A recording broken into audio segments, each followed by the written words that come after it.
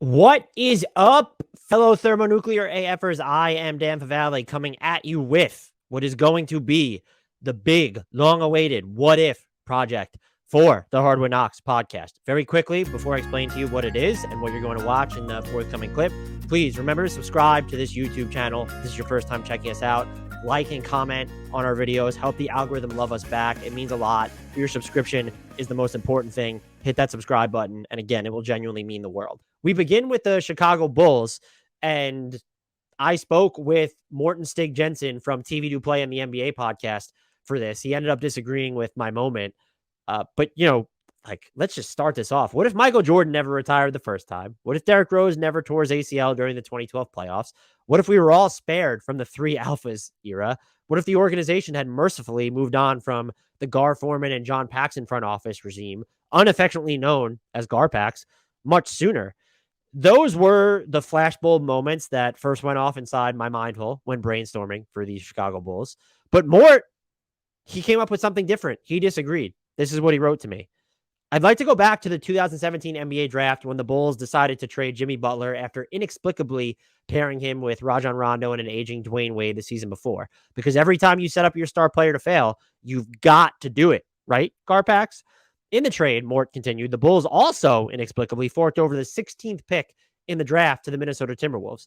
Given that the former Bulls front office regime consisted of horrible negotiators, let's use our what if card on that and ask, what if the Bulls got the 2017 NBA draft right? Assuming they wouldn't have given up number 16, the Bulls, who would have then acquired Chris Dunn, Zach LaVine, and Minnesota's 7th overall pick for Butler, would have been armed with the 7th and 16th selections. Instead of going for Lauri Markkanen at number 7, the organization could have gone all in on Bam Adebayo, who would have given them a proper two-way big man instead of the one-dimensional Markkanen, who provided nothing but frustration to the Bulls fan base for 4 seasons. While the general public was surprised to see Adebayo's full game in the NBA compared to the limited version they saw at Kentucky, most scouts had seen him during practices and knew there was more to him. Proper scouting from the side of the Bulls could have unearthed that. And with the 16th pick, the Bulls could have swung a trade with Denver, who dealt the 13th pick to Utah for Trey Lyles and the 24th selection.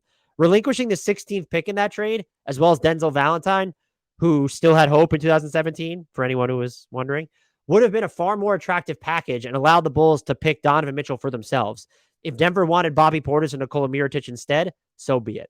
If you're keeping score at home, the what if Bulls now have a new core of LaVine, Adebayo, and Mitchell. This intrigues me.